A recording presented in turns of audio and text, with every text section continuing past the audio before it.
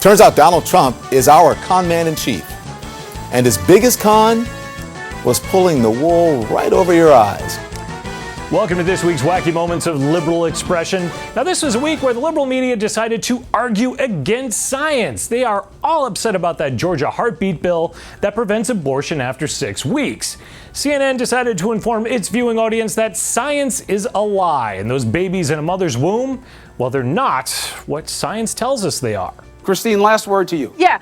Let's be clear here, Rick. With all of your distortions and horrible tales, I answered it numerous times. When a woman gets pregnant, that is not a human being. Well, you know, when they aren't telling you babies in the womb aren't actual human beings, the liberal media is busy calling audience members that disagree with them stupid. The state-funded media of PBS teams up with MSNBC to allow an activist that's paid with your tax dollars to inform Americans that they're stupid if they support Trump for re-election. If we go broader picture, 2020 is going to be resolving a lot of this. If the president can get re-elected while doing all of this, that's when you really have to ask yourself about the Americans and their understanding of the Constitution. Now, I'm not saying the liberal media has found a presidential candidate that they may like more than Trump, but they are out there asking the tough questions of all the candidates. Not only the candidates, but also their spouses. This from NBC this week. I watched very carefully Vice President Biden's campaign video and the announcement, and he said that he didn't think, in essence, that the country could survive 8 years of President Trump. He said Trump will forever and fundamentally alter the character of this nation. Do you see it that way? I mean, do you think that President Trump is a threat to the very essence of this country? Oh, sure. That doesn't come across like a loaded question at all. Speaking of loads, watch how CBS questions Jill Biden on the creepy handsy Joe accusations. Because people know Joe, say, listen, he's a very handsy guy. He's a very affectionate guy. Were you surprised that his actions could have been misinterpreted? How could Joe snuggling possibly be misinterpreted? I mean, it's such a shock to them.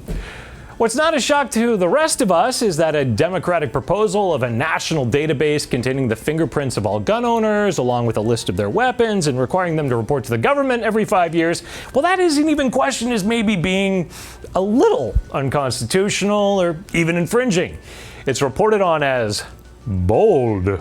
Senator Cory Booker, former mayor of Newark, New Jersey, has laid down a sweeping plan that he says will help end the gun violence epidemic in America.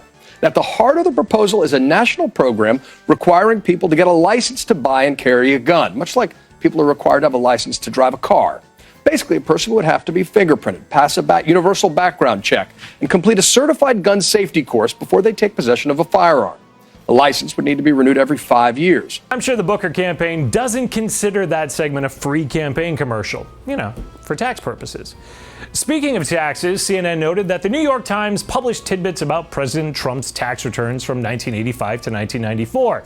So they gave their typical unbiased, facts first presentation. Are you listening? The President of the United States is a fraud and a con man. And the fraud and the con is on us, the American people. Now we know why the President wants to keep his tax returns hidden. And it's not because he's under audit. Audit, schmaudit. I'm sure that's a legal term, audit, schmaudit. Well, CNN won't walk any of their comments back. MSNBC this week actually had to rein in a reporter, Jacob Ward.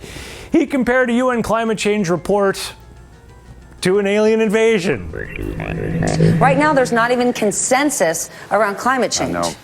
I know. I mean, that's the thing, right? You look at it and you think, this should be our great unifying moment, right? This is the moment when space aliens land with ray guns and are threatening all of us, and we all band together like you see in the movies. This is it. And yet, that's not somehow happening. Hold on a second, but it's not. Right, For your average American at home, there are not space aliens.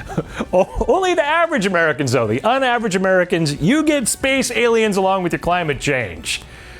Please avoid the extraterrestrials this weekend. Really, they're not here to take over us, MSNBC assured me. I'm Eric Scheiner for MRC-TV. I'll be back with more liberal media wackiness next week.